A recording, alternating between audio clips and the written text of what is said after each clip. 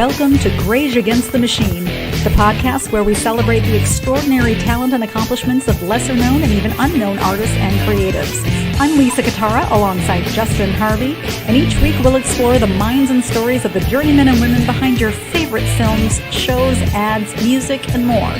Those who craft magic without the red carpet spotlight or public eye, because everyone has a unique story to tell, and sometimes the most inspiring voices are the ones you haven't heard yet. Hello, everybody out there in the world. Back to Greige Against the Machine, episode 12. And yes, this again is not Justin Harvey. This is Julie Michaels. I have known Julie for the entirety of my stunt career in Hollywood, which is all of 13 or 14 years now. But she perfectly represents what we talk about on the show. She's one of these people who have been around for, I hate to say decades because we feel old, but like decades in the industry. That's all good. I'm happy. It's all good. She's worn countless hats. She has started as an actress who very well known for some of her work in some of the films we'll talk about. She has moved on into stunts and then quickly into stunt coordinating. She is a director and a producer and all the things. And one of my favorite people. So she's here on my show because I get to invite whoever I want. Hi, Julie. You're funny. We finally made this work. I'm so glad. I think it's really a long time coming. We should have done this a long time ago. This is something perfect for you because you really show the whole picture of your interviews, and it gives people a real insight into Hollywood, a real insight, not real. Well, every one of you has a story. That's the thing that I love the most is when we're on a set, that call sheet that we get has hundreds of people on it, and every single person there is vital and has a story. And the public doesn't know anything about them. So we're gonna tell them. So I want to get this right though. I want to know, I think you started your acting career in 1989 or earlier. Yeah, it was a little earlier, but not much, like 1986. Okay. My first real big film was Roadhouse, and I filmed in 1987. So people know you from Roadhouse. It's an iconic movie, iconic scenes. I mean, you're unbelievably, mind-bogglingly gorgeous in it. It's like impossible to forget. Good lighting, good makeup, great artists. Well, and you among them, but do people still recognize you from it and, have the nostalgia about that time in history and filmmaking? Not really. Really? You've done a lot. You've done a lot since. Yeah, but it's not like I can't go into the grocery store and no, it's good. It's good. Okay, I think that's ideal. We've moved past that and lots of other great things, but Roadhouse was a really great start, and I owe Joel Silver for it. And the guy that knows action, that's him. Action had your name on it, madam. So you were when I got into stunts, I had no idea I was going to get into stunts. There was a writer's strike in 2007, and I had a bunch of friends that were stunt people, and I had all the time in the world to train, and I started, and I got breaks, and people gave me shots, and you were one of the first coordinators to say, hey, kid, let's do something. And you had me on all of your LA shows. Do you know that? You had me on all 3 of the LA shows you had at the time. I think the exclusion was Nashville because Nashville was a regional situation, and I'm not going to travel to a state that I don't belong. But you guys had SEAL Team and Jane the Virgin and How to Get Away with Murder. Oh my God, Viola. And so many. I'm missing one at the time. And Southland as well. Yeah. You've done you guys did like the coolest shows, the shows that people were watching. I think they're the coolest shows. We were really lucky to work with some really amazing people, the actors through all the producers and the directors. Some really, I think, monumental shows. I think Southland was very, very, very unique, especially for its time. What a lot of people don't know is that most of the police officers on that show were real police officers, and most of the gang members were real gang members. Yeah. So just think about that. You're on a set, you got gang guys on this side and the people who have been arresting them on the other side, and somehow create a really neat open communication between the two communities. And it did make a difference for LA. Well, the authenticity of that show, that's what people love the most. Not to mention you guys shot in some authentic places that weren't necessarily safe in LA, but like it really, when you saw it, it had its own feel? You knew the brand of Southland immediately because of those choices. I'm glad you asked or said that, but because that's not true. No? When Pee Wee and I were offered the show, they gave us the shows that they had already shot. And we literally sat there and said, I don't know how to do this show. And we started to talk about it. And the reason is because the scenarios were from real police pursuits. Sure. And we were shooting it, or they at the time were shooting it, not like Hollywood with all the tricks. Like it was real. I mean, outside of not using real bullets, the car wrecks were real. And the camera kept going. It wasn't like car wreck. You get out, you take your belts off, and then no. That camera would come out of the car from behind you onto you. I mean, it was incredible. The stunt that won Pee Wee his first Emmy was Ben jumping from building to building, 160 feet in the air, and it was the actor. It was the actor. Wow. Got a stunt performer there just in case, Sure. but he set it up so well and so safe. Ben felt really comfortable, and he did jump building to building. And so then I should explain to everyone that Pee Wee Piemonte is Julie's husband. They're a husband-wife duo. They both coordinate. They both direct. They both. I mean, their credits are ridiculous between the two of them. But that's who she's referring to. Yeah, sorry, he's the one that's gotten me beat up for the last. Yeah. Feeling it. On set, not at home. With the stunt guys, all my films, when I did Point Break with Keanu Reeves, I always hung with the stunt guys because I just thought that it just was such a camaraderie. Unlike acting, where it's has to be really self-motivated. Yes, you got to work opposite your co-star, and you got to be able to give it to them. But when you're depending on that person to save you, or you to save them, it becomes a big family. And having been an athlete, I really gravitated towards that. And as I got to know them, I realized they're not crazy. They're actually extremely intelligent. And it was those films that turned me around, and meeting Pee Wee was the catalyst to that, for sure. So was it an immediate interest when you started to get into action? It was like, oh, I like this because you do have an athletic background. Yeah, it seemed very natural to me. I remember when I first started training, going out to Bobby Yerkes, which, if you don't know who Bobby Yerkes is, we just lost him recently, which is just like one of the primstone of our community.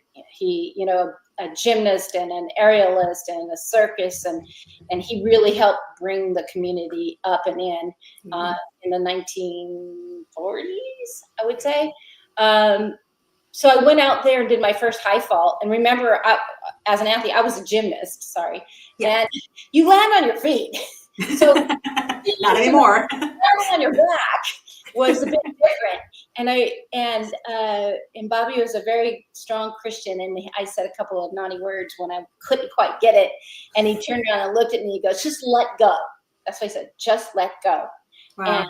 And then it was just like, wow, this is awesome. Don't overthink it. Don't overthink. Wild. He like you, a mentor and a friend, like instantly. Yeah. There's a few in the industry. I'm so lucky in that way, or maybe just the energy was right and we gravitated toward each other, that I've met some really, truly wonderful mentors and educators that have helped me stay focused, because stunts is not quite what it seems. Everyone thinks it's cool. Everyone thinks it's badass. It's like usually the first word they say. It's badass. Yes, but there's more to it.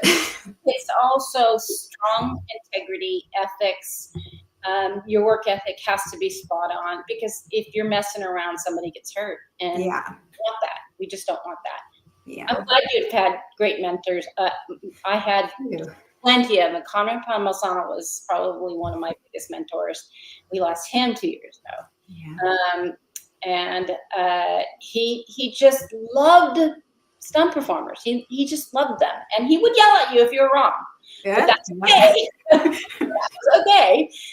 And anytime off the set, he was a clown and just a dear-hearted person who really cared about people. And it's what makes that community in stunts very different from the acting community. For sure, for sure. In acting, we're almost passing each other in the night, and in stunts, we bond. Like we bond right away for the most part on a set. It becomes a team instantly.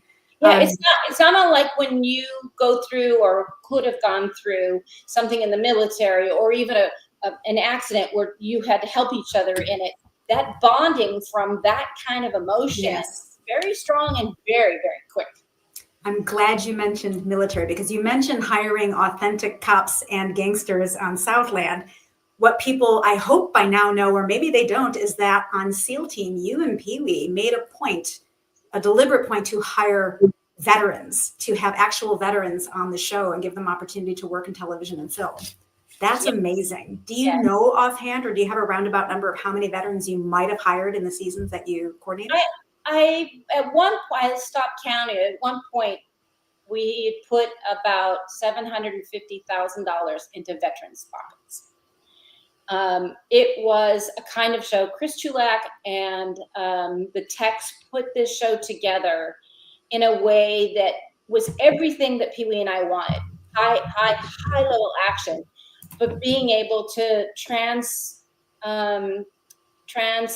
what we thought for the military. In other words, being able to take them out of military life and into the Hollywood life. Sure. And it translated so easy for them.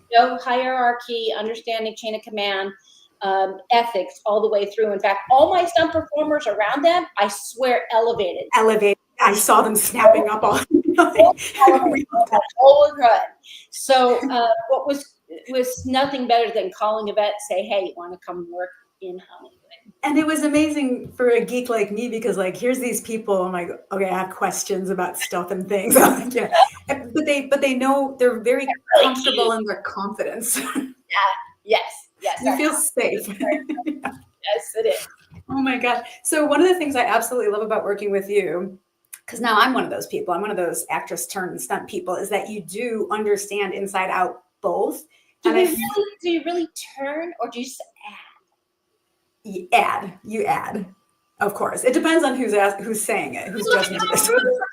He does more stunts than most stunt performers. True, and yeah. He does it all. So Yeah. I really think that there isn't a fine line anymore. I think they're really a mesh. For me, it's both. And I find great joy when we find someone who's adept at using both sides of their brain and can do the two things at the same time. They're amazing. But do you find that? Oh, yeah. Do you find that your understanding, because you are an actor, you just kind of know how to communicate things more effectively between the two departments, or to the actors? It's just the 20,000 hours of being on a set. You learn really quickly how fast the communication has to be. And if for any reason you don't think the communication is clear, you just say stop. Everything's stop. So it's all about communication. It really is. It's all about communication. You've always been huge on communication and safety. You're one of the safest people. Like, I've seen you check things 100,000 times and check in with us. And there was one job I won't mention. There was an incident with a man-made lake that had a little algae growth that I just happened to come across in the news. And you all but shut that episode down until we found another location so that nobody would get sick. I'm like, awesome. That is awesome. Here's the communication. I've got a performer who's going to perform. She sees something that is a possible problem, and she hands it over, and then I take it from there. That's a perfect set. That's perfect communication. Did anybody get sick? No. Did it cost them a little money? Yes. But no one got hurt. No one got sick. Thanks to you. And it turned out great, and you made me feel heard, and that was really validating. Like, oh, my opinion does matter. At least on your set, my opinion does matter. Yeah, makes me want to try harder. Tell some people it's not only your right, but it's your responsibility. Because if something goes wrong, you could have said something, and then something goes wrong, you're going to go home at night and go, I wish I would have said something. What are you afraid of? I tell some performers, if you're afraid of getting fired, more than you're afraid of hurting someone, you're in the wrong business. That is such an excellent thing to say. Yeah, no, you're right. Yeah, you should never value the dollar or the safety of, and we don't cure cancer with our films. I wish we did. But yeah, at the end of the day, everybody goes home safely. Do you have, this is such a stupid question. I know people ask it to me, but like some people actually have a favorite, either a favorite show or a favorite episode or a favorite moment, something that's like kind of in your scrapbook in your mind? I think my favorite moment on a set was on SEAL team, and we did something called a spy rig. It's never been done on television before. It's basically where a helicopter drops a line down, and to evac out of a precarious place, which happened to be a cliff, our SEAL Team 6 hook in, and the helo rises up and takes them out, and they literally look like Superman. In fact, when people saw it, when we were submitting it for an Emmy, and we did get an Emmy nomination for it, thank goodness. You sure did. They thought it was CGI. And we were like, no. Really? It's not CGI. It was the scariest thing I've ever been a part of. But when the communication started to break down right before we shot this, Oof. Pee-wee and I said, everybody in a room now. And we put everybody in the room and said, we're going to talk this through until you're all comfortable, until every one of your questions is answered. We had the helo pilot, we had the performers that were doing it, and some of it were our actors too, our leads. I saw. It was really them. Yeah, I get some great coverage. Yes. And we took an hour, almost 2 hours, and stopped production, 2 hours, because we wanted them to say and get everything they wanted. Wow. So once that was done, we pulled it off without a hitch. I've never prayed so hard in my whole life. It was to watch them in front of me being lifted off into the air, hundreds of feet into the air. There goes your boys. Like, there's my babies. There's my babies. I'm super proud of it. I'm so proud of my husband. He just has balls of steel. I just have to say it, because it's one of those kinds of things that there is a 4x4 inside the helo and a hatchet. Do you know why? No.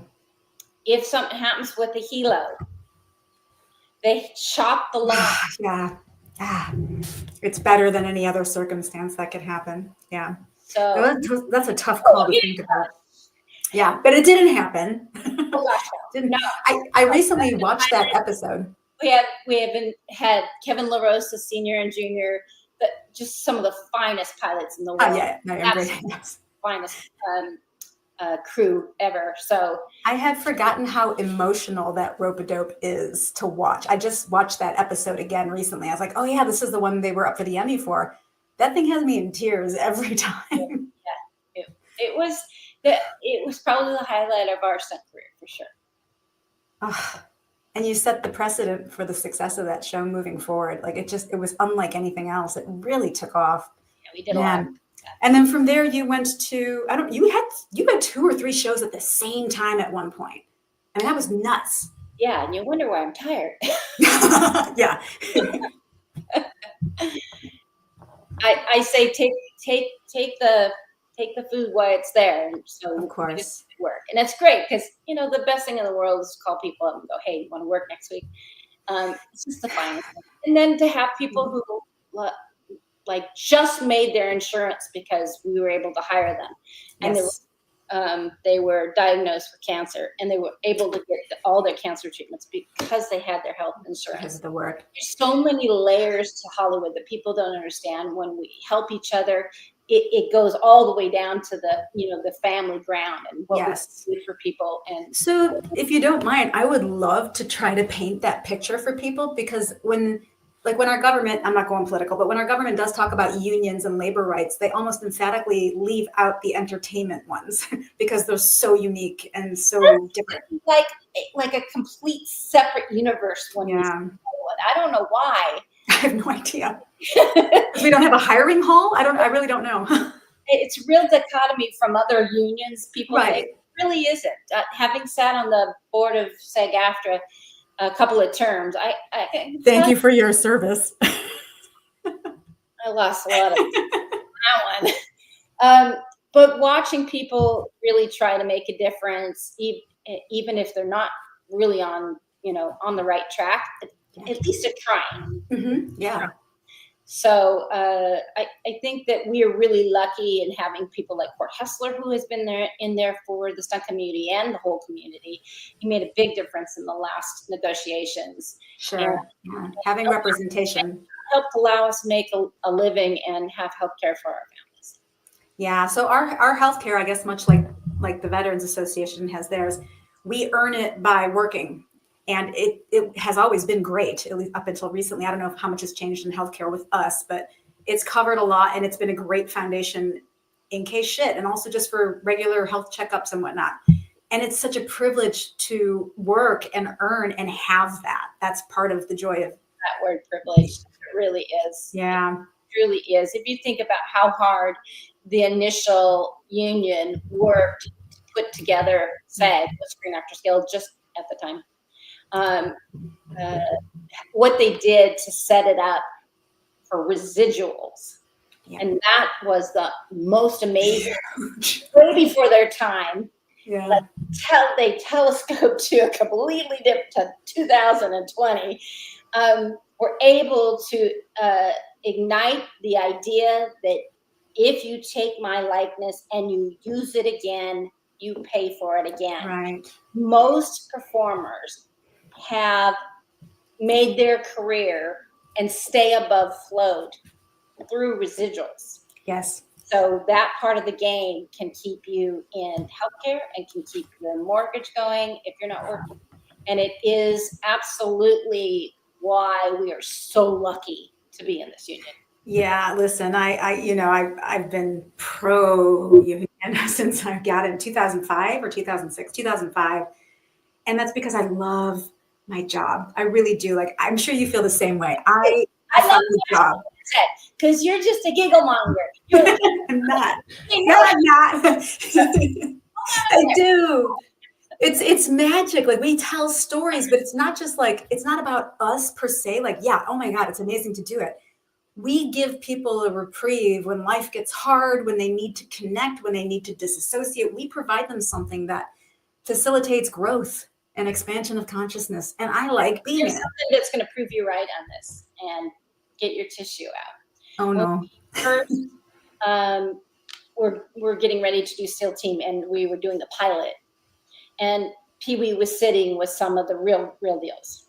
And prior to this, Pee Wee had worked with Chris Chulak on Southland. And when Southland went down, it broke our heart. We loved that show. Yeah. And we were in church on a Sunday, and we were praying to have another show that we could give first responders, military jobs. You were that specific. That's specific. Yeah, it's even hard for me to say right now. Wow.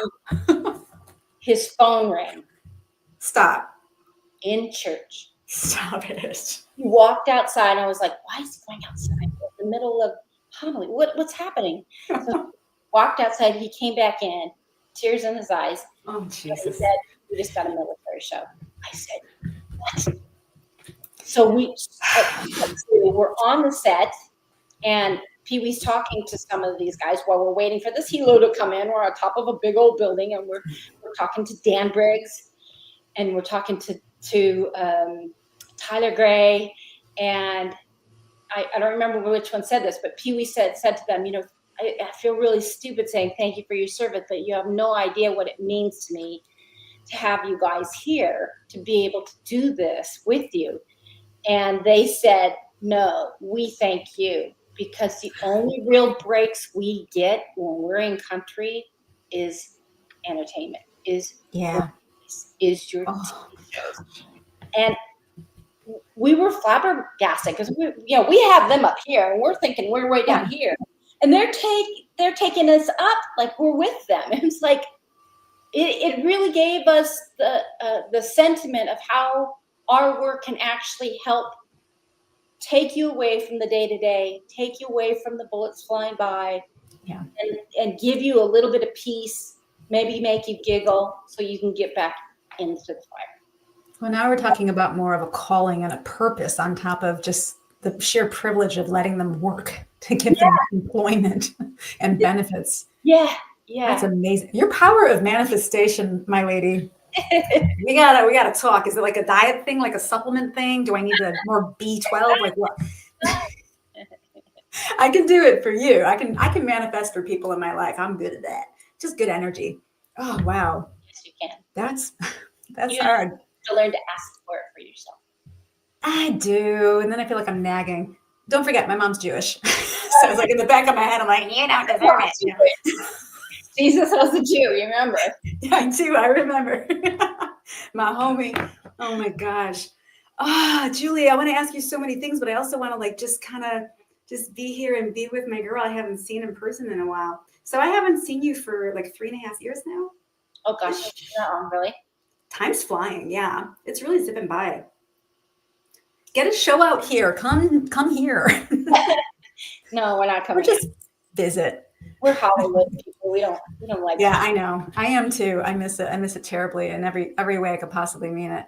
Even just like yeah, food. you know, I cried when I helped you pack up that. Yes, you did, and I felt like shit pulling away, seeing your face.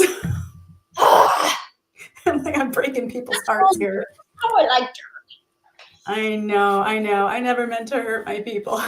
I'm sorry. If it makes you feel better. Sorry, you missed that. It makes you feel better. If it makes you feel better, I don't like it here at all. So my energy, I'm trying, believe me, it takes employment now. So that, we had the pandemic and we weren't allowed to work for a little more than a year. And then we had a really heavy strike that I knew was coming. I had a feeling because AI was the topic and we were already doing AI that was going to take a long time. And I was trying to be smart and practical and hopefully see my parents a little bit more because they're up in Cleveland. And I took that chance. And it's a shoe that does not fit. That's all. Doesn't fit. Well, I'm safe. I'm grateful for that. Take them off and trade them for high heels. And look at you. I will. It's on my vision board. I'm definitely manifesting now because you got to go where like, so my thing with, to me, like, this is church. To me, it's an extension of church. When we sit together and we get the energy up, this is part of it for me. And you have to put your boat in that river and let the water take you where you're supposed to be. If you start paddling upstream, it becomes like this whole, I don't feel good. Why am I so tired? And I feel like I'm going upstream. So my focus is downstream again. I'm seeing it. Let it take you. You sit back and go. I know. I got to find another place in Hollywood. How is everybody? Well, how is everybody after the fires? How is the energy around? It's like anytime there's a big tragedy, whether it's an earthquake or 9/11, everybody bonds together and it recreates this really great camaraderie again. People saying hi to each other on the street. Can I help you with that? We just took in a renter at our other house and she lost her home in the Altadena. I'm glad you could help her with that. Oh my gosh. So it's like, and my kids got into the house and painted and cleaned and tried to Yay for her. And all we could think about is we just wanted her to be in a place where she felt safe again. Because literally she had no notice at all. Basically, I think the neighbor knocked on the door and said, we got to get out. She grabbed her camera, a couple of paintings, and that was it. That's what she had. That was it. So I do feel like people are like, we've got producers that lost their homes up in the Palisades. Yeah. Everybody knows somebody that's lost. It was devastating. And I can tell you at one point, we were packed and ready to go. And we got the call to go. Yeah, the area that you're in is not immune by any means. We were in the center with all these fires coming. Yeah. 2 miles away, 6 miles away, and we were like, which direction do we go? I was going to call Kevin and say, my pilot, can you just come get the helo and extract us? Right? Yeah. Rope-a-dope. Let's go, kids. Get the dogs. But our dogs and our cats and and just before we went out the door, I said to B-Way, get your Emmys. And he's like, I don't care about my Emmys. Just let's take the animals and go. And I go get your Emmys. Don't they reissue those if something happens? I don't know. You're in a panic mode and you're just like, I know. What is important? So anyways, That Italian backbone, the family is number one. Oh, please. Where's everybody? Jeez, I'm glad that's the trauma of that is over, and now it's just rebuilding, connecting community. Yeah, that's its own trauma for sure. But I keep telling my renter, just keep thinking about you're gonna have a brand new home, right? You're gonna have the kind of house you want, not the ones you bought or when you bought the house. Not just a brand new home, but one that is up to code. Yeah. So, yeah. If that wasn't here with us, she'll have a good time. We'll all be good. Yeah. So I think just everybody reaching out for each other, helping. Yeah. People were like, my friends were all like, I've got stuff for her. I've got clothes. We've got Tupperware. We've furniture, got whatever, food. Yeah. And like the costume union, they were literally taking stuff out, putting it outside, saying, "Come." I saw. So get what you can take.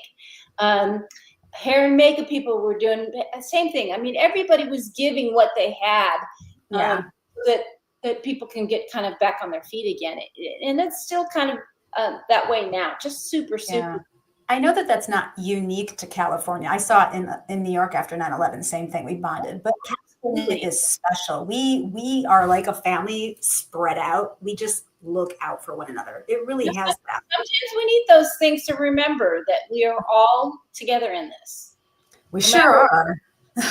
All together in it. Yeah. No one's immune from the lessons of life. Like things that happen to all of us. Our perspectives might be different, but none of us are immune to it. You have to experience life because you're here. Absolutely.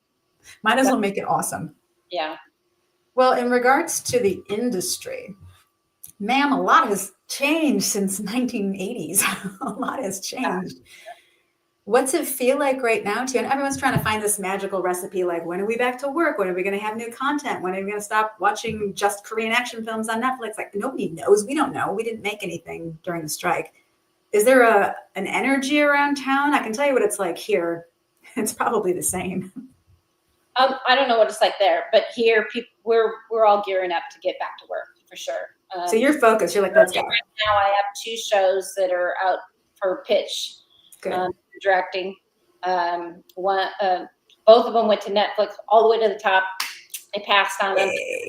It's a very good sign because if Netflix is that far, I'm stoked about it. So yeah, something better. Yeah. So we're pitching every day, almost every day. My pitches are awesome, and some really great stuff. So we're all looking at the next 6 months to really start to pick back up again. I'm feeling like it. I'm trying to last on my end, but it's a little different here. We had more movies than we had television shows, and most of my work was always television, commercial, mocap out on the West Coast. So that was a shift. But now obviously Marvel and DC have found a great home in the UK, so they're doing work there. Great people there to work with. So that's a thing. But just to get people attracted to wanting to invest in it again, and I think they're all waiting to see what's happening with tech. It's also what they're going to do for California to keep people here or keep production here. Giving them breaks, tax breaks, rebates, that kind of stuff. That we're pushing for a lot of that, so we keep stuff back in Hollywood. Yeah, I do see a big push from some name actors are showing up and saying, "Hey, we're advocating for this, and we really need this, and this is why." I think that's fantastic. Yeah. My biggest reason for starting this podcast is because my heart got a little broken during the pandemic when we couldn't work. Well, because you know how much I love this, and like I love people, and I'm thinking like we're doing this great stuff, and like people receive it well. All you see is people are fans of the shows, fans of this. They love this actor. But then when the pandemic came around, people were stressed, and now it was F Hollywood. Hollywood's like this, Hollywood's like that. Hollywood, we're all Hollywood. Everyone was just Hollywood. I'm like, do they not know it's lots of different departments and lots of different people at different levels at different things? Like 1% is that Hollywood you think it is, and 90% is the labor people that do the rest of the work. Yes, that's the one thing that the world needs to understand. The one that Tom Cruise's is only 1%. That 99% are our gaffers and our DPs and our caterers and our ADs and our background artists and our stunt performers. I mean, there's so much, and all that money that they are making goes right into Los Angeles, into revenue for services. Right. So it really is more about creating an economy for the Southern California than it is making all this money for these high level actors. There aren't any of those. There really aren't. Are just hardworking people. Right. And that means no red carpets, no privilege that comes with it. We're not given talk show pointers on what we feel our political standpoint is. We're not those people. So if you didn't like something one of them said and you boycott their stuff, you're actually boycotting all the people below the line that you see in those credits. Yes. So please don't do that. Please don't do that. I know that line's getting thin now, because now if somebody's mad at a streaming network, and rightfully so these days, they cancel it. I'm like, my shows were on that network. No residuals. Yeah, they don't usually last long. It's all I know, but it is like that's your fun shows. You just can't. Fine, watch something else. Are you still I know you don't have any time, because I know how hard you work. Do you get a chance to watch anything? Is there something that you like that's on that you feel is really good production wise or writing? The lawyer, Lincoln Lawyer. So good. So good. The work on that is extraordinary. The writing. Oh, yeah. Really, That's really, fun. I really enjoy that. There's a couple of new series that we're trying out. Pitt, Cool. John Wells' new show. Because you always love medical shows. Doc. Doc is fantastic. I'm watching it now. Yeah. And of course, Will Trent. Just the writing. Yeah, I think it's the writing. It really is the writing. I just, it takes a lot for me to watch a series. Yeah, of course. I mean, your focus is always. Yeah, I'll watch one or two, but if it doesn't grab me, it's like I don't have time. But yes, there's really great stuff out there right now. Really great. Exciting though, like people, I feel like there's a whole lot of variety of things now. It's kind of cool, and a lot more women directing and producing and like everywhere. Yeah, baby. Yeah, baby. You know what?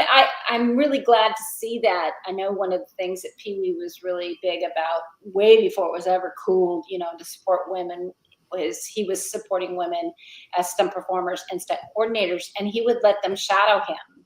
Amazing.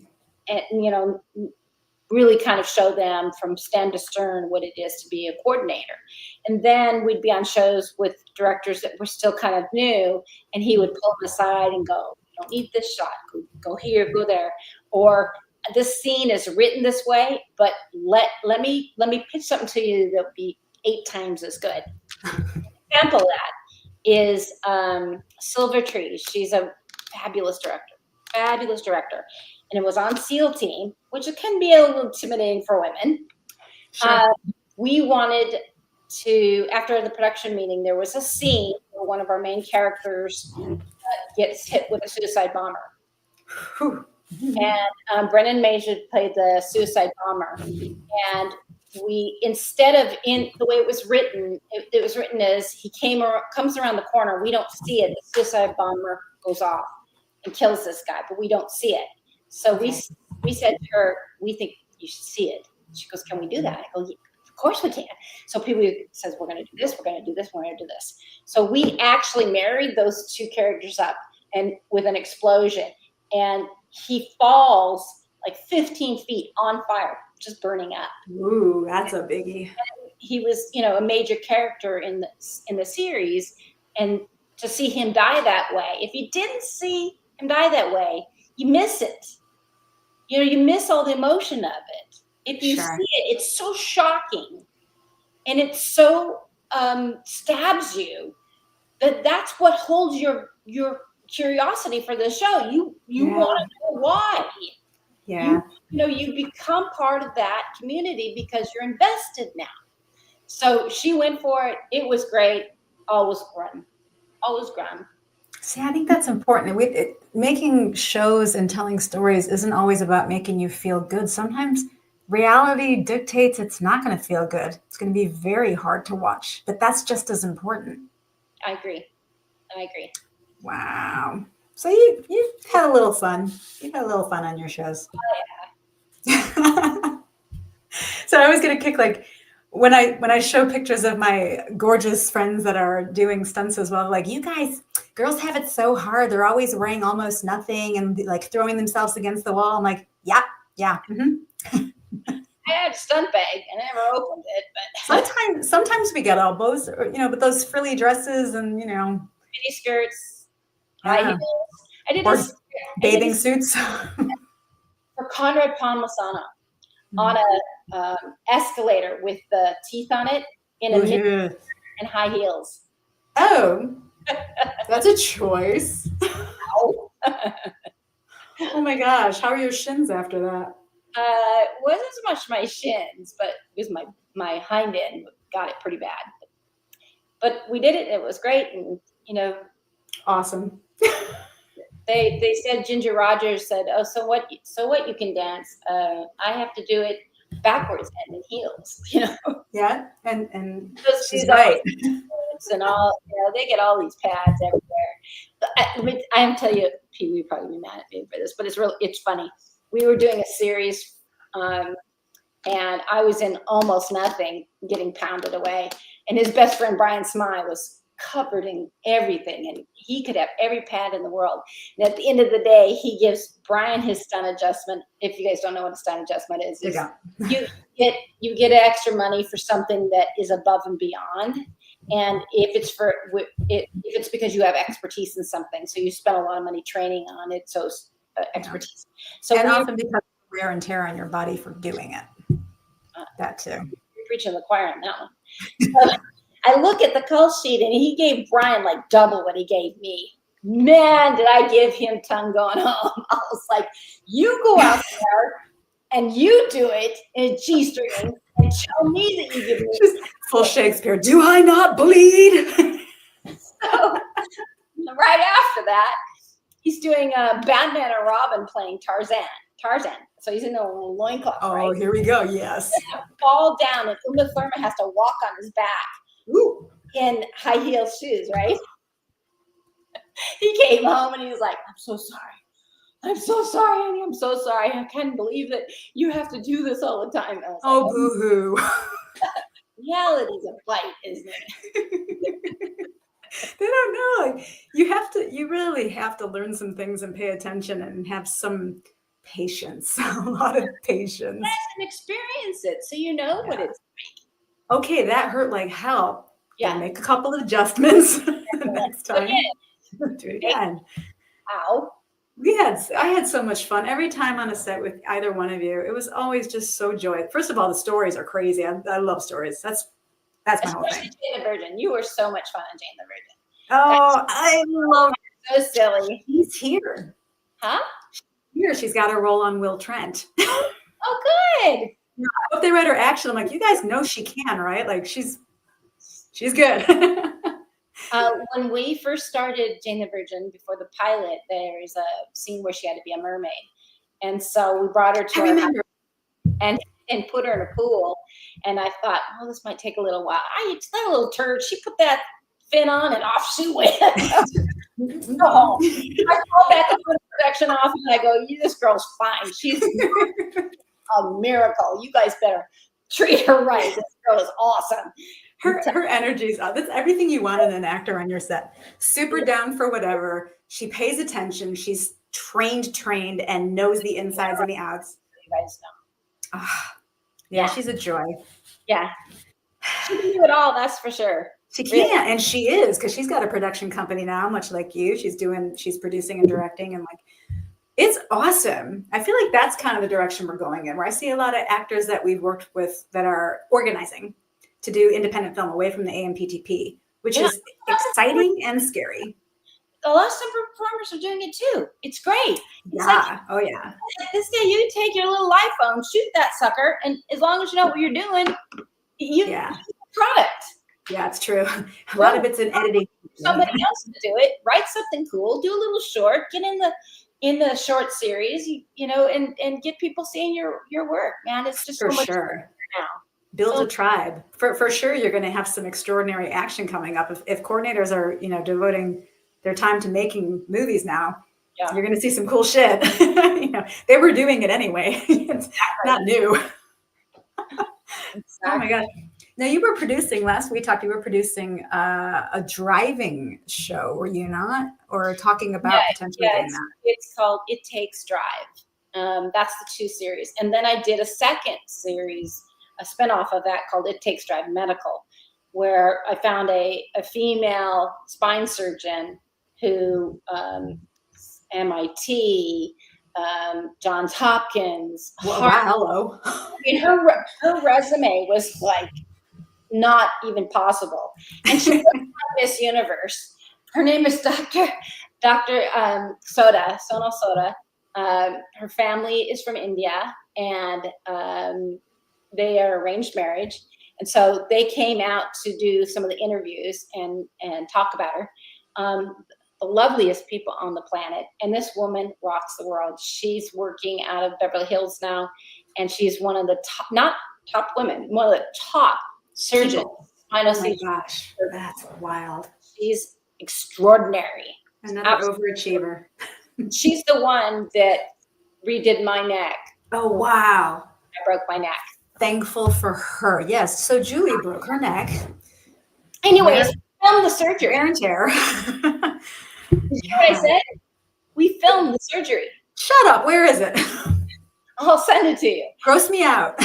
Yeah, it's gnarly. It's really gnarly. But what's great about it is you see how someone who worked hard, didn't pay attention to the fact that she was a female. She just went forward. Yeah. She gets hired out of Rizzoli Spine, one of the top spine surgeons in the universe. They fly over to different parts of the world to take care of people, their spines. He hired her out of all the applicants. And the show shows how she started and the surgery. And it shows, a bunch of my really bad wrecks and why my neck was completely gone. And I couldn't use my hands anymore. I was at the point I couldn't open a bottle, couldn't tie my shoes. I'll send it to you. And we went through the surgery. You can see what she does. You can see the microscope. You can see the spine. You can see the spine. Oh gosh, cool. Oh, it's awesome. That is so cool. Wait a minute. She's absolutely lovely. Who filmed it? My crew. I hired a crew to come in. Okay, not family members. Watch them. Can never see it again. No. So we shot all the stuff around it, and then I had Pee Wee direct it when we were in the operating room. Oh, this is vital. This is great BTS for the industry. It's really, really it's incredible. So I'm really excited to do a series with her so that people can see, so many people, millions of people have spinal injuries all over the world. And it is one of those things that haven't quite got it yet. But now they're doing artificial discs. I don't know if you know that. I'm very much into medicine, so I study these things. This is my browser school with. That's where my artificial discs. You have one. How you feel? I'm bionic. Amazing. Yeah. It's crazy. It's like my neck feels like a bobblehead. But nice and loose. all that pain and all that. If I would have had one more bad car accident, don't say it. I probably wouldn't.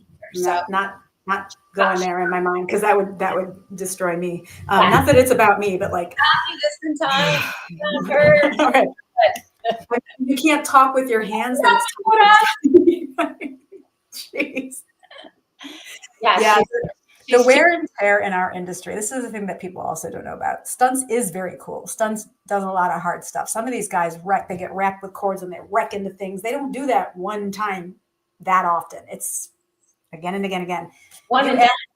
That's not right. The goal. That is the goal.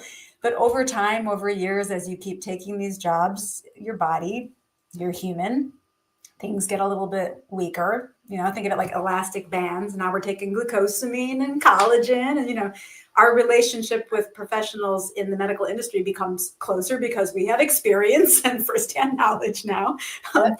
And we help each other. So like if you ever just line up everybody's stunt bag and open it and look at the pockets where the medical stuff is, it becomes kind of fun. Like, oh, what do you have? I just heard about this. Try this one. Try this one.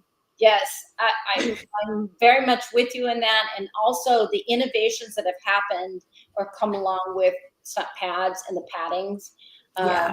Action Factory, their stuff is just absolutely phenomenal. Yeah, I've got a bunch. Our when I first started, we used football pads. The knee pads for football, whatever. They're all bulky. What about your spine? We used motorcycle spines. Motorcycle clunky. Yeah, but now the stuff is so much better. You can hide gel pads on your elbow, and flesh colored, and you can't even see them. I mean, a lot of this really made some really big advances, and even the way we do things, our fire burns are completely different. Jason gels just won the Academy Award for his fire stuff. Did you hear that? No, what? Now and live. Yep, Jason Domenico from Action. Time. Yeah. This is so Jason Domenico. This is his whole world is fire safety. Yeah, that's cool. He's I hired him to do the Emmy magazine. They wanted to do a photo of Pee-wee with his Emmy. Right.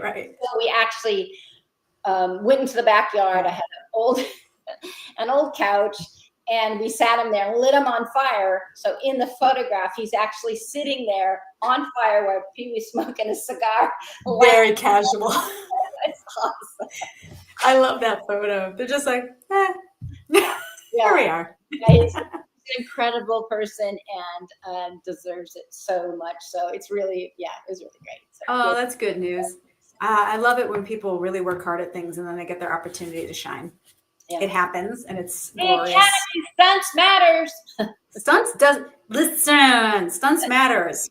That's honestly, you can try to replace us with tech, but it's never going to be what it is. It just isn't. Human condition. We want to see people do extraordinary things. Right. We want to feel like we're this close to being able to do it ourselves, even if we can't.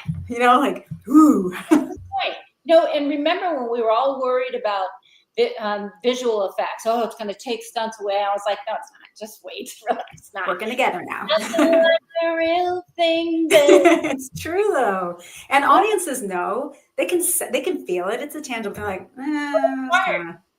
audiences today are smart. They know. Yeah, that's why. Like you said, they're making films. Face while they're falling. Oh my God, I love you. All right, I'm going to ask you the big question. What, madam? Yes. Aside from seeing me move back to California and taking you out to lunch, is on your bucket list still? To get these 2 series on the air, because they really matter. The first one, which is called It Takes Drives, it chronicles 3 young race drivers, in the endurance system of Craventics, which runs all over the world. Amazing. It's 24 hours of driving. Yeah. We chronicled the wrecks, and one of our guys wrecked bad, and he had to spend like a year in physical therapy. He was supposed to get married, and was he going to walk down the aisle? And so you see that him trying to go through therapy to be able to get married, walk down his own aisle.